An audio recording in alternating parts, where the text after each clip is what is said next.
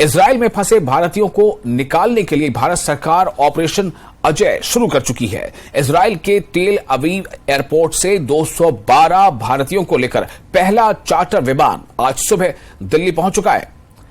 केंद्रीय मंत्री राजीव चंद्रशेखर ने दिल्ली के इंदिरा गांधी अंतर्राष्ट्रीय एयरपोर्ट पर लोगों का स्वागत किया और उनसे हालचाल जाना। बीते गुरुवार को तेल अवीव एयरपोर्ट से 212 भारतीय लोगों को लेकर विशेष विमान रवाना हुआ था, जो आज सुबह दिल्ली के आईजीआई एयरपोर्ट पर पहुंचा। ऑपरेशन अजय के तहत इजराइल से भारत लाए गए एक भारतीय नागरिक ने कहा कि इजराइल में युद्ध शुरू होने के बाद हमें भारत से हमारे परिवार और दोस्तों के फोन आने लगे थे। सभी हमारे लिए फिक्रमंद थे। मैं हमारे लिए इस ऑपरेशन के इजराइल से भारत सुरक्षित लाए जाने पर भारत सरकार और भारत के विदेश मंत्रालय का शुक्रिया अदा करता हूं। First of all, I would like to thank Indian embassies over there in Tel Aviv. They support every time for their citizens in Israel. At this situation, they support us very well. And once we got to know that they are going to evacuate us, they started a portal. We registered at night, 12 o'clock in the morning. They confirmed that yes, today you have flight, you can fly to India. And this process was very excellent, and we are here quickly, and this is very excellent. I think this operation is very excellent and successful. All we came here, and we are very happy to come back to India. So yes, and also the Israel government is doing very good job. Their IDF, Israeli Defense Forces, they are doing day night. They are fighting for their people, for us, for the foreigner who are working there, and this is the actually safe place. Here we can see that we are looking at the many video watching, but actually they are inside the Israel. It is safest place. इस वक्त मैं Delhi airport पे हूँ और विशेष तौर पे बात करते हैं इजराइल से लौटे हुए स्टूडेंट्स का। सबसे पहले आप अपना नाम और कहाँ की रहने वाली हैं? मैं दिव्या मिश्रा, मैं पीएचडी स्टूडेंट हूँ इजराइल में, बेन गुरियन यूनिवर्सिटी में, और मैं फर्रुखाबाद से यूपी से। जो जिस तरह से अचानक वहाँ पे हालात बने, डर और खौफ तो रहा ही होगा निश्चित तौर पे। परिवार के भी सारे सदस्य परेशान हो रहे हैं। वो हम उस तरह के माहौल में कभी रहे नहीं है, तो हाँ रहा तो 7 अक्टूबर को थोड़ा ज्यादा था। तो वहाँ से जब कैसे परिवार वालों से बातचीत हो रही थी, किस तरह से सब कुछ चल रहा था, ऑन कॉल था, बात तो हो रही थी। कोई सिस्टम हैंग आउट नहीं होता ना, वाईफाई तो चल रहा है ना, तो बात तो हो रही है। और जिस तरह से ऑपरेशन अजय के तहत तमाम यात्रियों को बुलाया, भारतीय मूल के लोगों को भारत में बुलाया जा रहा है, लाया जा रहा है, इसमें केंद्र सरकार की जो ये उपलब्धि है, इसको आप कैसे देखते हैं? ये बहुत अच्छी है, क्योंकि एयर इंडिया की डायरेक्ट फ्लाइट्स बंद हो गई थी उस टाइम पे, जिस टाइम सबसे ज़्यादा सिटीजन्स को ज़रूरत थी, और सारी हमें कनेक्टिंग फ्लाइट्स मिलती, which is like 4 times the cost of the money. And happy कि उन्होंने जिस टाइम पे डायरेक्ट फ्लाइट चलाई, वो भी जिस दिन बोला उसके next day, which was not imaginable. कौन आएंगे, कौन घर से, परिवार से कौन सदस्य आएंगे? नहीं, मेरी यहाँ कजिन रहती है, तो मैं तो वहीं जाऊंगी अभी उसके पास। ओके। हाँ। तो आप खुशी हो रही है यहाँ पे? हाँ, काफी कुछ दोस्त भी फंसे होंगे वहाँ पे। हाँ है लोग, बट ये है कि नेक्स्ट ये मतलब चलाया जाएगा। अभी तो फर्स्ट हुआ है बैच, सेकंड थर्ड बैच होगा तो आएंगे लोग। निश्चित तौर पे यहाँ पे कहा जा सकता है कि जिस तरह से दिल्ली एयरपोर्ट पर तमाम जो स्टूडेंट्स जो हैं वो निकल रहे हैं। हालांकि 212 जो भारतीय मूल के लोग हैं उन्हें सबसे पहले पहली फ्लाइट में बाकायदा वहाँ से निकाला गया, और जिस तरह से ऑपरेशन अजय चलाया गया भारत सरकार के द्वारा, और जो भी ऐसे लोग जो भारत मूल के हैं और इजराइल में फंसे हुए हैं, तो उन तमाम लोगों की फहरिस्त तैयार की गई, उन तमाम लोगों का नाम तैयार किया गया, और जिस तरह से 24/7 एक हेल्पलाइन 7 भी बाकायदा वहाँ पे प्रारंभ की गई है। तो उसी के तहत, इस ऑपरेशन अजय के तहत उन तमाम भारतीय मूल के लोगों को भारत में लाया जा रहा है, और निश्चित तौर पर कहा जा सकता है कि लोगों के अंदर में बेहद खुशी देखी जा रही है। हालांकि इस वक्त मैं आपको दिखाना चाहूँगा कि दिल्ली एयरपोर्ट का ये नज़ारा है कि जहाँ पर काफ़ी लोग जो हैं वो आ रहे हैं, और इसके साथ ही उनके परिवार से जुड़े हुए जो लोग हैं वो भी यहाँ पे पहुँचे हैं। और जिस तरह से बाकायदा यहाँ पे देखने को मिल रहा है कि शुरुआती तौर पे 212 लोग हैं, लेकिन आने वाले वक्त में उन तमाम लोगों को जो भारतीय मूल के रहने वाले हैं उनको इजराइल से ऑपरेशन अजय के तहत निकाला जाएगा। वीडियो जर्नलिस्ट प्रकाश गुप्ता के साथ आईजीआई एयरपोर्ट, दिल्ली। और मेरी माटी मेरा देश कार्यक्रम के तहत त्राल के दादा सारा में एक समारोह का आयोजन किया गया। इस समारोह की अध्यक्षता डीडीसी सदस्य अवतार सिंह ने की, जबकि इस अवसर पर एसएसपी अवंतीपुरा एजाज जरगर, बीडीसी दादा सारा सकीना, बीडीओ दादा सारा साहिबा रमजान, सहायक कमांडिंग ऑफिसर 180 बीएन के साथ साथ बड़ी संख्या में सिविल सेवकों और पंचायत नेताओं ने भाग लिया।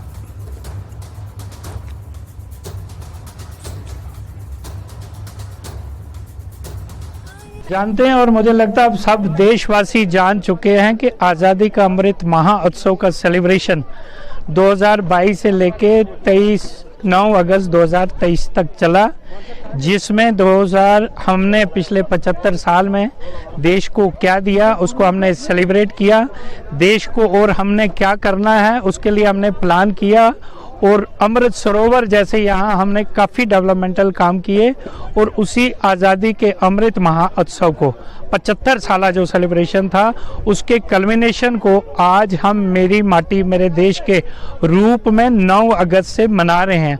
और इसमें आप जानते हैं आज़ादी तब हमें मिली जब हमारे महान शहीदों ने सेक्रीफाइस की, जब हमारे देश के बच्चे ने उसमें कंट्रीब्यूट किया हमारी इस मिट्टी को बचाने के लिए। तो उस मिट्टी को हम सजदा करने के लिए, क्योंकि मिट्टी ही आखिरत है सबकी, इसी मिट्टी में हम लोग सब जाते हैं, तो उस मिट्टी की कदर करना और मिट्टी की हिफाजत करना हम सबका फर्ज है। और आरएसपुरा के ब्लॉक कार्यालय चक्रोही में मेरी माटी मेरा देश अभियान के तहत विभिन्न पंचायतों से जमा मिट्टी को ब्लॉक स्तर पर एकत्रित किया गया। इसके लिए ग्रामीण विकास विभाग ब्लॉक सुचेतगढ़ की तरफ से कार्यक्रम का आयोजन किया गया था। ग्रामीण विकास विभाग अधिकारी रजनी बाला की अध्यक्षता में आयोजित इस कार्यक्रम के दौरान ब्लॉक कार्यालय से लेकर सरकारी सामुदायिक भवन तक अमृत कलश यात्रा निकाली गई, जिसमें सीमा सुरक्षा बल के जवानों के साथ साथ भारतीय जनता पार्टी के प्रदेश उपाध्यक्ष Chaudhary Shyamlal, BDC chairman Tarsem Singh, SDM RS Pura Seema Parihar, तहसीलदार निर्भय शर्मा समेत कई लोग मौजूद थे। आज़ादी का अमृत महोत्सव का जो हमारा सेलिब्रेशन है उसका जो मेन मकसद रहा वो यही था कि जितने भी हमारे वीर जवान हैं जिन्होंने मातृभूमि के लिए अपना बलिदान किया है, कहीं ना कहीं हम उनको भूलते जा रहे हैं। तो इसके पीछे हमारा जो मकसद रहा वो यही था कि जितने भी अनसंग हीरोज़ हैं हमारे, जिन्होंने अपनी जान निछावर करके हमारी मातृभूमि की सेवा की है, हमने उनको भुलाना नहीं है। तो उसी कार्यक्रम की एक कड़ी जो थी वो मेरी माटी मेरा देश थी, जिसका आज हमने कार्यक्रम ब्लॉक सुचेतगढ़ में किया। इस प्रोग्राम में एसडीएम आरएसपुरा मैम थे, तहसीलदार जो हमारे सुचेतगढ़ हैं वो उपस्थित थे, हमारे और भी कई गणमान्य लोग जो यहाँ के लोकल हैं, सरपंचेस, पंचेस, एक्स मिनिस्टर साहब, सब लोग उपस्थित थे, जिनकी उपस्थिति में आज के इस पूरे प्रोग्राम को संपन्न किया गया। और कठुआ में बाहरी राज्यों के मजदूरों के डोमिसाइल बनाए जाने और उनके वोटर कार्ड जल्द बनाए जाने की बीजेपी की मांग पर सियासत गरमा गई है। इस मामले में विरोध स्वरूप आम आदमी पार्टी के कार्यकर्ताओं ने कठुआ में पुतला जलाया। आम आदमी पार्टी के कार्यकर्ताओं ने कहा कि सरकार स्थानीय युवाओं के रोजगार छीनने की कोशिश कर रही है। आम आदमी पार्टी ने यहां आंदोलन की चेतावनी भी दी। बता दें कि यहां कठुआ में बीजेपी के पूर्व प्रधान ने बाहरी राज्यों के मजदूरों के वोटर कार्ड जल्द से जल्द बनाए जाने की मांग की थी।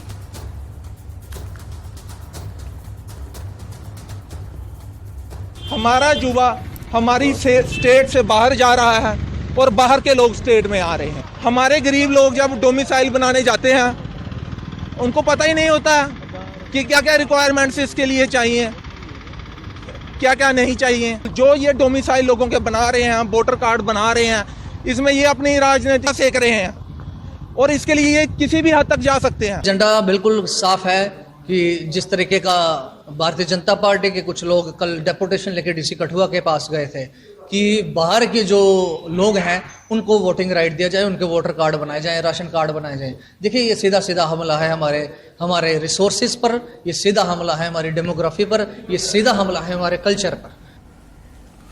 किश्तवाड़ पुलिस ने पुलिस इन अमृतकाल थीम के तहत छात्रों के साथ आजादी का अमृत महोत्सव मनाया। इस विशेष कार्यक्रम का आयोजन किश्तवाड़ के एसएसपी खलील पोसवाल के निर्देशन में डिस्ट्रिक्ट पुलिस लाइन में किया गया। इस कार्यक्रम में विभिन्न स्कूलों के छात्रों ने भाग लिया।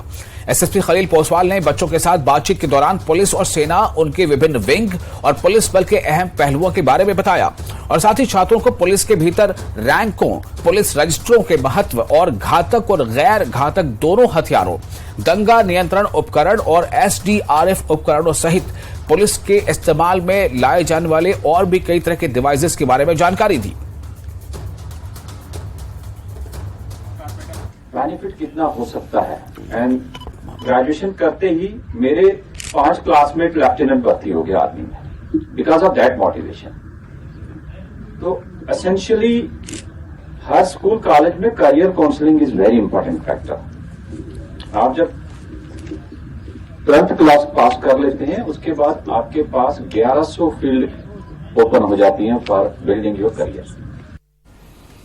जम्मू क्षेत्र के डाक महाप्रबंधक ने प्रधान डाकघर उधमपुर से एक अत्याधुनिक नोडल डिलीवरी बीट प्रणाली का उद्घाटन किया है। इस प्रणाली की शुरुआत से डाक सेवाओं के संचालन के तरीके में क्रांतिकारी बदलाव आने की उम्मीद है, जिससे डाक कर्मियों और जनता दोनों को समान रूप से फायदे मिलेंगे।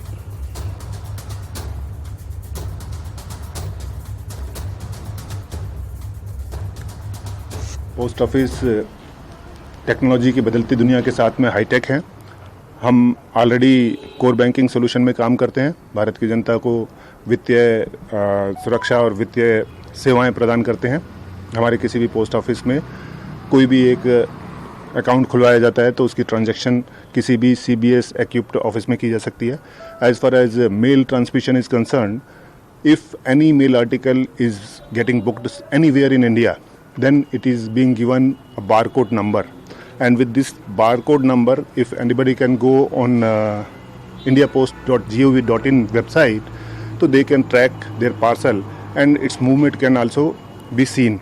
Say like if one article has been booked in Bangalore, then you can come to know through this barcode and tracking system that next day where that article is and at what time it is being taken out for delivery.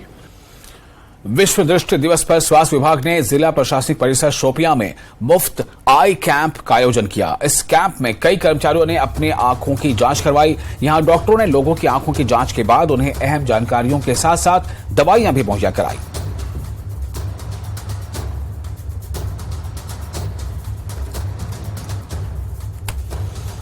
Eye checkup camp है ये, specially आज world site day today हम मना रहे हैं और इसमें हम खासकर ये जो आज का ये आई चेकअप है ये आज एम्प्लॉयज़ के लिए है। जो थीम है आज के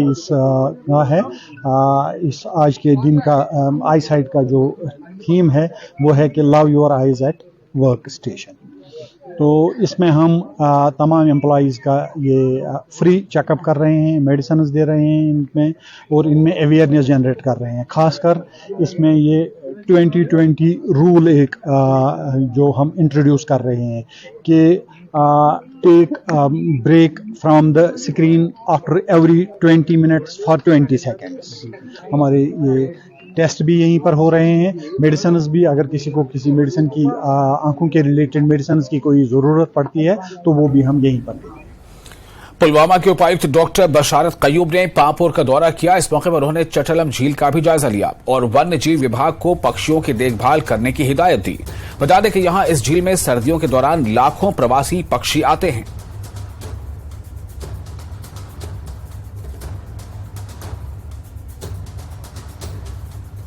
जैसा कि हम सब जानते हैं हमारे यहाँ पे ये बहुत ही इम्पोर्टेंट वेटलैंड्स हैं, उसमें एक हमारा वेटलैंड यहाँ छतलम का है और क्योंकि यहाँ हर साल लाखों जो है हमारे माइग्रेटरी बर्ड्स आते हैं तो उसी को लेके यहाँ पे आए थे। यहाँ देखा, यहाँ लोकल जो हमारी कम्युनिटी है या बाकी जितने स्टेक होल्डर डिपार्टमेंट हैं वो भी आए थे।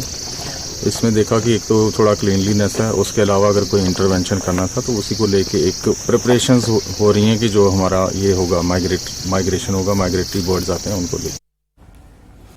आरएसपुरा के सतराइया गांव से 54वीं मां वैष्णो देवी के दर्शनों के लिए पैदल छड़ी यात्रा रवाना हुई, जिसमें काफी संख्या में क्षेत्र के श्रद्धालु मां वैष्णो देवी के दर्शन के लिए पैदल रवाना हुए। इससे पहले गांव सतराइया स्थित मंदिर में श्रद्धालुओं ने माथा टेका और माता रानी का आशीर्वाद हासिल करने के बाद इस यात्रा को शुरू किया। इस मौके पर पंचायत के सरपंच बीना देवी, पंच प्रवीण सिंह सहित पंचायत के अन्य प्रतिनिधि खासतौर पर मौजूद रहे, जिन्होंने माता रानी पैदल छड़ी यात्रा को रवाना किया। पहले नवरात्रे को वैष्णो देवी के दरबार में जाकर दर्शन करते हैं। इनका मेन मकसद ले जाने का यही है कि हमारे गांव, हमारे पंचायत में सुख समृद्धि बनी रहे और आने वाले लोगों के लिए यही कामना करते हैं कि सभी लोग सुख समृद्धि से जिएं और जितने भी नौजवान हैं नशा मुक्त होकर जिए, ये इसी कामना के साथ जो हर साल हर नवरात्रे में हमारी यात्रा जो निकलती है। आज के दिन जो आरसपुरा गांव सतराइया से राधा कृष्ण मंदिर से जो हमारी ये शोभा यात्रा माता वैष्णो राती की जो कटरा तक जाएगी पैदल यात्रा, जो नौजवान जो बच्चे हैं जो लेकर जाते हैं। और मैं सबसे यही कहूँगी कि माता रानी से यही प्रार्थना की जो भी भक्त जहाँ पर श्रद्धालु अपनी मनोकामना लेकर आते हैं उनको माता रानी अपना आशीर्वाद बनाए रखे और अपने देश की सुरक्षा के लिए हमारे जो नौजवान हमारे जो सीमा पर खड़े हैं उनका आशीर्वाद बनाए रखे। और माता रानी से यही मेरी प्रार्थना है, आए हुए भक्तों को अपना आशीर्वाद दे और सुख शांति और हमारे देश के लिए यही कामना करूंगी। और नालागढ़ पुलिस ने कुछ महीनों पहले एक हनी ट्रैप के मामले में 2 आरोपियों के खिलाफ मामला दर्ज किया था। अब इस मामले में सूरज चंद्रौला और तनुजा चंद्रौला नामक युवक और युवती की गिरफ्तारी की गई है। पुलिस के मुताबिक मेरठ से इन दोनों की गिरफ्तारी की गई और रिमांड में बड़े खुलासे होने की उम्मीद है। ये दोनों पहले लोगों से सोशल मीडिया पर चैटिंग करते थे और उसके बाद लोगों की ऑनलाइन न्यूड वीडियो और फोटो बनाते थे। इसके बाद उस वीडियो और फोटो को वायरल करने की धमकी देकर ब्लैकमेलिंग करते थे और लाखों रुपए की डिमांड करते थे। लोक लाज के चलते लोग इनके चंगुल में फंस जाते थे और इन आरोपी को लाखों रुपए दे भी देते थे। मामला दर्ज होने के बाद हाईकोर्ट से दोनों आरोपियों ने अंतरिम बेल ले ली थी, लेकिन जांच में पेश किए गए दस्तावेज फर्जी निकले, जिसके बाद कोर्ट ने जमानत अर्जी को खारिज करते हुए इन दोनों के खिलाफ ठगी के अलावा धोखाधड़ी का भी मामला दर्ज करने के आदेश दिए हैं।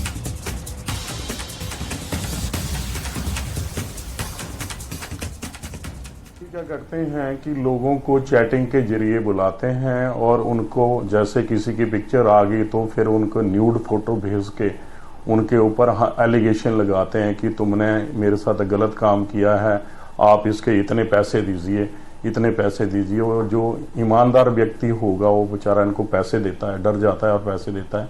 तो ऐसे इस प्रकार के मामले इनके पास हैं जो कि लोगों से पैसे आंटते हैं इस तरह की मॉडल ऑफ सरेंडी क्राइम करके। कुछ जानकारी है और कितने कितने लोगों को इन्होंने ठगा है। हो सकता है हमारे सराउंडिंग में भी कितने लोग हैं, कुछ को पता लग रहा है, वो अभी सभी सामने।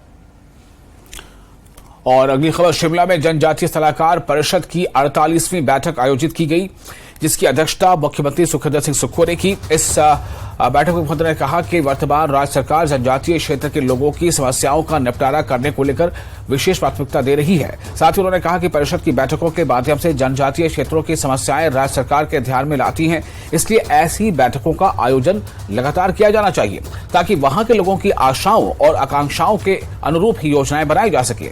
इसके अलावा सुखविंदर सिंह सुक्खू ने कहा कि राज्य सरकार अगले शैक्षणिक सत्र से लाहौल स्पीति जिले के स्कूलों की विंटर क्लोजिंग पर विचार करेगी।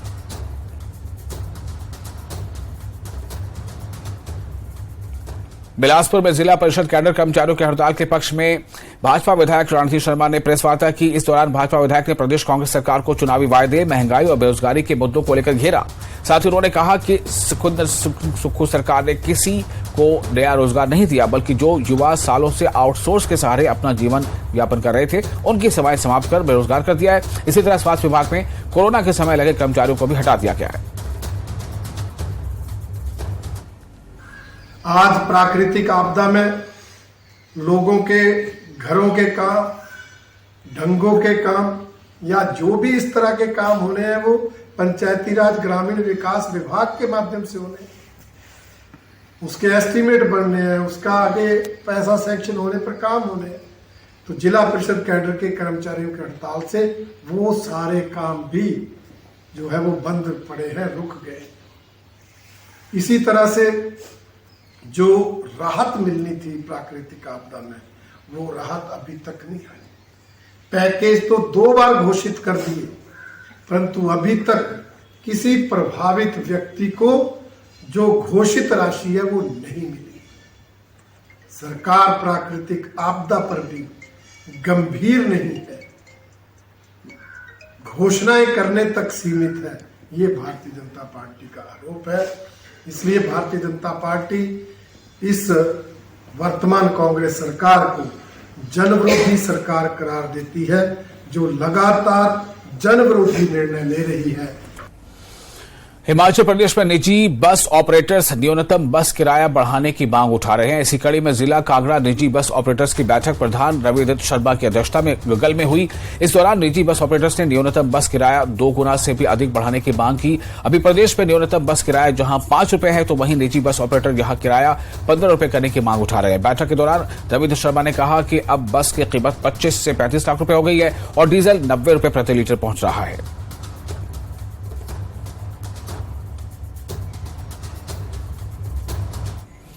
ऊना में विधायक विक्रम ठाकुर ने पत्रकार वार्ता में सुक्खू सरकार पर जमकर निशाना साधा और मुख्यमंत्री सुखविंदर सिंह सुक्खू की मौजूदा प्रदेश सरकार को हर मोर्चे पर पूरी तरह से नाकाम करार दिया।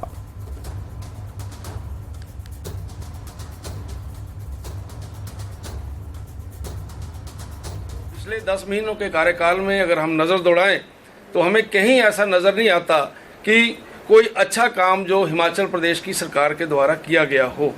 अभी पिछले दिनों आपदा आई है, उस आपदा के समय के अंदर भी आप सब लोग देख रहे हैं कि जिस तरीके से हिमाचल प्रदेश को की सरकार को काम करना चाहिए था और वो जो काम है जहाँ जहाँ पे नुकसान हुए हैं वहाँ पर ये सुनने में आ रहा है और देखने में आ रहा है कि जो व्यक्ति सचमुच में परेशान है उनको जो उनकी मदद की जानी चाहिए उसको मदद 10,000 या 5,000 मिल रही है और जो कोई पार्टी के पदाधिकारी हैं उनको जो मदद है वो 1-1 लाख रुपया दिया जा रहा है। इस प्रकार से हिमाचल प्रदेश के अंदर चाहे नौजवान है, चाहे महिलाएं हैं, चाहे कोई और वर्ग है, सब वर्ग जो है वो परेशान है क्योंकि हर किसी को ऐसा लगता है कि जो प्रेजेंट सरकार है उसने उन्हें ठगा है। और शिमला में बागवानी मंत्री जगत सिंह नेगी ने पटवारी और कानून संघ से प्रदेश सचिवालय में मुलाकात की। संघ के पदाधिकारी लैंड रेवेन्यू एक्ट में संशोधन में आशंका को लेकर सचिवालय पहुंचे थे। एक्ट में प्रावधान है कि अगर समय सीमा में कार्य पूरा नहीं होता है तो कर्मचारियों पर विभागीय कार्रवाई होगी। इसको लेकर जगत सिंह नेगी ने कर्मचारियों को आश्वासन दिया है कि इस एक्ट का मकसद किसी को बेवजह तंग करने का नहीं है।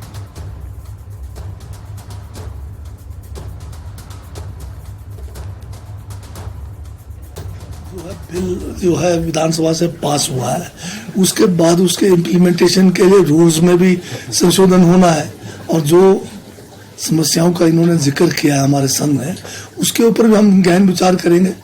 और ये नहीं है कि सिर्फ छोटे जो है कर्मचारी ही नपे जाएंगे, इसमें मेन तो जो है जिम्मेवारी डिमार्केशन की जिम्मेवारी तहसीलदार की है, म्यूटेशन की जिम्मेवारी भी तहसीलदार लेवल पर है, तकसीम की भी उनकी है, परंतु निचले लेवल पर भी जो है डिमार्केशन में अहम भूमिका जो है। और इसके साथ ही आज का एजेंडा में फिलहाल इतना ही, लेकिन न्यूज़ 18 JKLH में लगातार बड़ी और अहम खबरों का सिलसिला जारी रहेगा।